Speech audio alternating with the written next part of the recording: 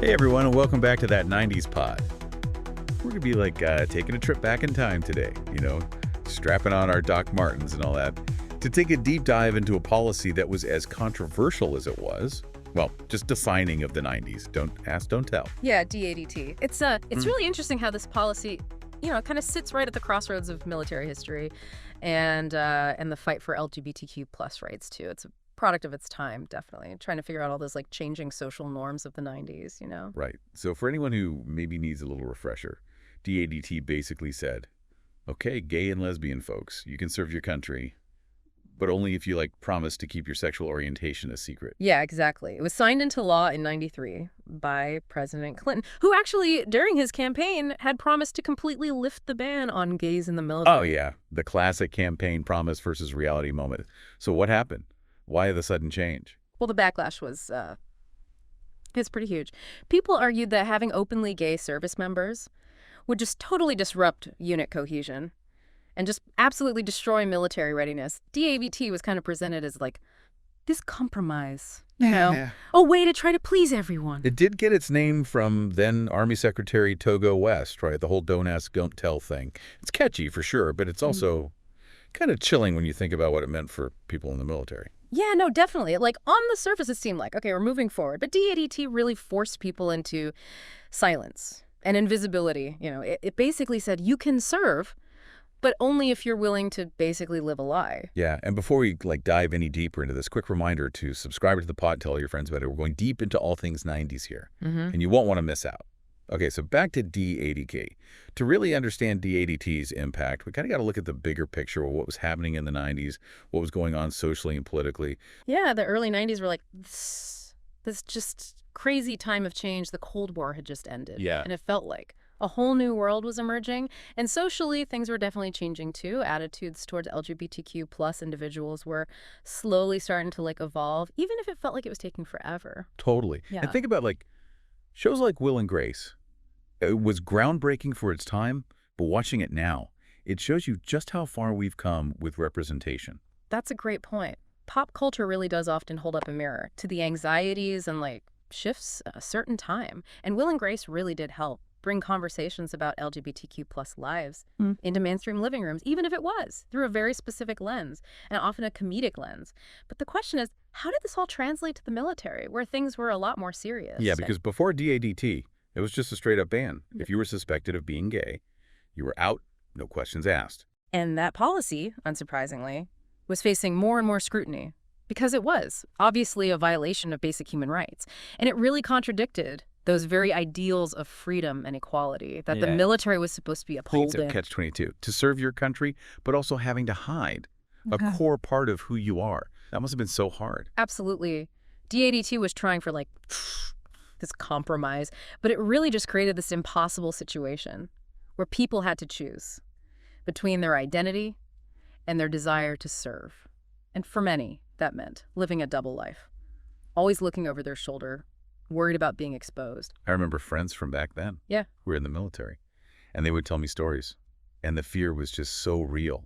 They were proud to serve, but they were also constantly having to compartmentalize a huge part of themselves. Yeah, that just shows the psychological toll of a policy like that. DADT might have intended to protect, but it just ended up creating a climate of fear and secrecy. It forced people to stay in the closet even while they were in uniform. It's crazy to think about. And that climate of fear, it went way beyond just the barracks or the battlefield.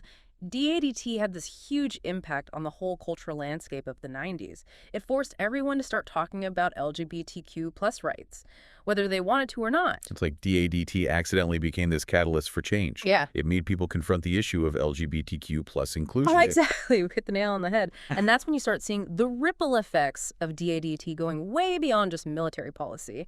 It sparked a whole wave of representation in media, filmmakers, and TV producers started trying to deal with all the complexities of LGBTQ plus lives, and especially in the context of the military. Yeah, like the movie Philadelphia with Tom Hanks. That came out in '93, same year as DADT. Yeah. It was about HIV/AIDS discrimination, and it was just heartbreaking. but also really eye-opening for a lot of people. Philadelphia was completely groundbreaking. It showed the human side of all the struggles LGBTQ plus people were facing. At a time when there was so much fear and misinformation, it challenged stereotypes. And it started those important conversations about prejudice and compassion. And on top of all these stories on screen, we also saw the rise of celebrity activism. More and more public figures started using their platforms to advocate for LGBTQ plus rights. They were demanding equality. And that was so important. Having all these famous people speaking out against DADT really helped change public opinion. It gave the movement momentum. It made it normal to talk about and harder to just ignore. It became more than just changing laws. It was about changing hearts and minds, too. And that's where storytelling comes in.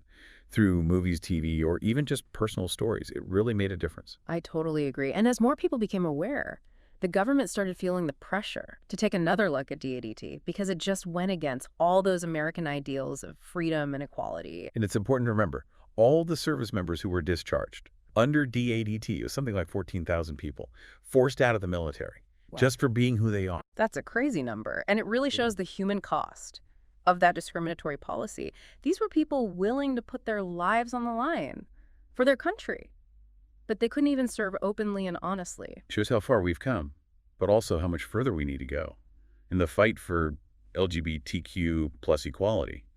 But it also shows how strong and brave the people were who fought for change, both within the military and outside of it. Speaking of strength, how about some trivia?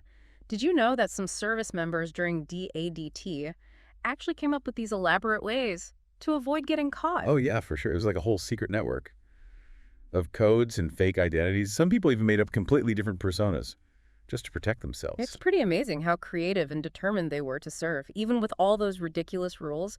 It also shows how DADT, even though it was meant to control and silence people, it actually created this sense of community and resourcefulness among LGBTQ plus service members. It's like they found their own place to belong, even in a system that was trying to erase them. Exactly. It shows that no matter how hard things get, people still need to connect with each other and be themselves. And before we move on, don't forget to hit that subscribe button. Yeah. And tell your friends about the episode. We're going deep into 90s history here. I want everyone to hear it. Okay, so back to DADT. Where were we? Oh yeah, the end of DADT. It felt like it would never happen.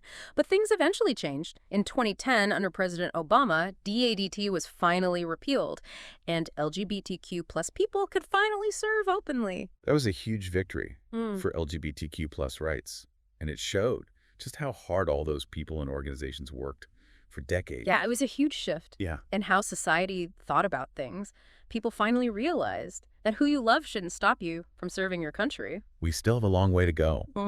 But the repeal of DADT shows us that change is possible, even when it feels impossible. It's really inspiring, and it gives hope to everyone who's working to create a more just world, a world where everyone can be themselves without being afraid. It's a powerful legacy. It makes you think, DADT might feel like, ancient history. But it still matters today. It brings up all these questions about how we deal with the scars of discrimination, even when we're celebrating progress. Yeah, it's like woven into the 90s, both socially and politically. And it makes us think about some tough stuff, like how do we make sure the people who are hurt by this policy get the recognition and support they need? That's a big one. And how do we learn from DADT so we don't make the same mistakes again?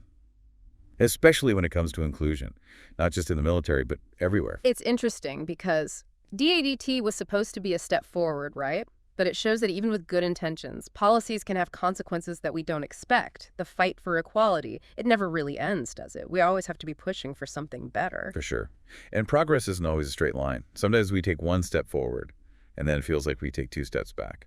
But DADT being repealed, it shows us something really important. Even when things seem impossible, change can happen. And that's why it's so important for people to speak up, share their stories, and demand better. Absolutely. DADT might be gone.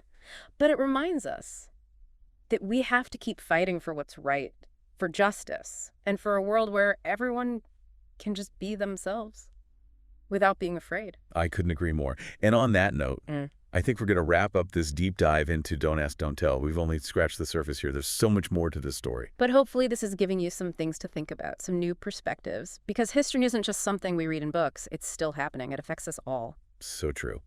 And one last thing before we go.